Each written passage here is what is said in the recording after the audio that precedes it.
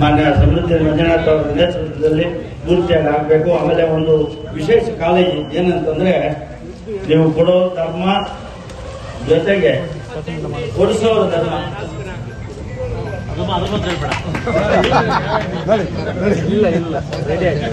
ಅದನ್ನ ನಾವು ಹೇಳೋದಲ್ಲ, ಅವ್ರ ಇಚ್ಛೆ.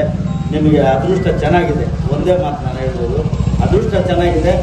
ಎಲ್ಲಾ ಸಕಲ ಸೌಲಭ್ಯಗಳು ಓದಿಗೆ ಬರ್ತಾ ಇದೆ. ನಾನು ಗೊತ್ತು ಏನು ಇರೋದೇ ನಮ್ಮಲ್ಲಿ ವೀಕ್ ಆಗ್ಬಿಟ್ಟಿದ್ದಾರೆ.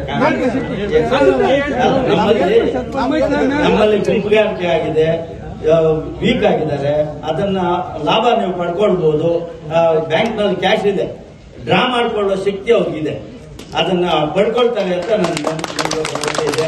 ಯಾವ ಪಾರ್ಟಿ ಇರಲಿ, ಯಾರೇ ಇರಲಿ, ಒಳ್ಳೆಯವರು ಬರಬೇಕು ಈ ದೇಶದಲ್ಲಿ.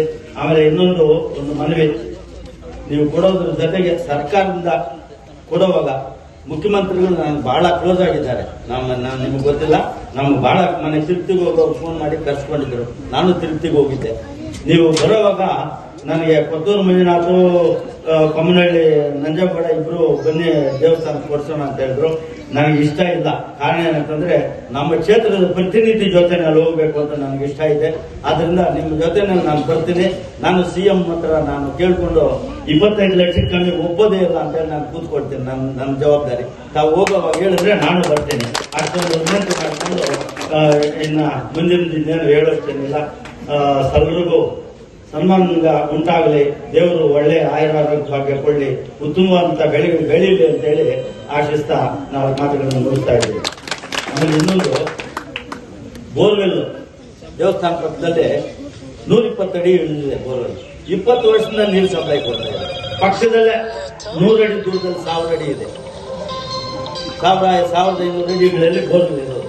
ಇಲ್ಲಿ ಬರೀ 120 ಅಡಿಗೆ 125 ವರ್ಷದಿಂದ ನೀರು ಸಪ್ಲೈ ಕೊಡ್ತಾರೆ. ಲೆಕ್ಕಾಕೊಳ್ಳಿ ಎಷ್ಟು ಶಕ್ತಿ ಇದೆ ಆ ದೇವರಲ್ಲಿ ಅಂತ ಅಷ್ಟು ಹೇಳ್ತಾ, ನಾನು ನಮ್ಮ ಸತ್ಯಣ್ಣವರು ಅವ್ರೇನು ಬೇರೆಯವರಲ್ಲ, ನಮ್ಮೂರು ಅಳಿಯಂದ್ರೆ ಅವರು ಅಳನಹಳ್ಳಿ ಮುನೇಂದ್ರಾಮಪ್ಪನ ಅಳಿಯ. ನಾವೆಲ್ಲ ಬಹಳ ಜೊತೆಯಲ್ಲಿ ಇದ್ದವರು. ಆಮೇಲೆ ನಮ್ಮ ಗೊಲ್ಲಳ್ಳಿ ಜಗದೀಶು, ನಾವೆಲ್ಲ ಹಳೆ ಸ್ನೇಹಿತರೆ. ಎಲ್ಲರೂ ಬಂದಿರೋರೆಲ್ಲರೂ ಸ್ನೇಹಿತರೆ. ಸಮೃದ್ಧಿ ಮಂಜಣ್ಣ ಅವ್ರು ಬಿಟ್ಟು ಅವ್ರನ್ನ ಪರಿಚಯ ಕಡಿಮೆ ಇತ್ತು. ಈಗ ಪರಿಚಯ ಚೆನ್ನಾಗಿ ಆಗಿದ್ದಾರೆ. ಆದ್ರೂ ನಾವೇನು ಬೇರೆ ರೀತಿಯಲ್ಲಿ ನಾನು ಯಾವತ್ತೂ ಅವ್ರ ಬಗ್ಗೆ ಎರಡನೇ ಮಾತಾಡೇ ಇಲ್ಲ. ಎಂತ ಸಂದರ್ಭದಲ್ಲೂ ನಮ್ಮವ್ರನ್ನ ಬೈದಿದ್ದೀನಿ, ನಮ್ಮವ್ರನ್ನ ಟೀಕೆ ಮಾಡಿದ್ದೀನಿ. ನಿಮ್ಮನ್ನೊಂದು ದಿವಸ ಕೂಡ ನಾನು ಬೈದಿಲ್ಲ ಎಲ್ಲಿನೂ. ಕಾರಣ ಏನಂತಂದ್ರೆ, ನೀವು ಮಾಡ್ತಾ ಇರ್ತಕ್ಕಂಥ ಕೆಲಸಗಳು ಉತ್ತಮವಾಗಿದೆ ಅಂತ ಹೇಳ್ತಾ ನಾನು ಈ ಸಂದರ್ಭದಲ್ಲಿ ಆಮೇಲೆ ಲಕ್ಷ್ಮೀನಾರಾಯಣ, ಬಂಡಾಳಿ ಲಕ್ಷ್ಮೀನಾರಾಯಣ, ನಾವೆಲ್ಲ ಬಹಳ ಹಳೆ ಸ್ನೇಹಿತರು ಎಲ್ಲರೂ. ಆದ್ದರಿಂದ ಇವರೆಲ್ಲರೂ ಆಗಮಿಸಿದ್ದಾರೆ. ಎಲ್ರಿಗೂ ನಮಸ್ಕಾರಗಳು ಸಲ್ಲಿಸ್ತಾ ಇದ್ದೀನಿ. ಜೈ ಹಿಂದ್.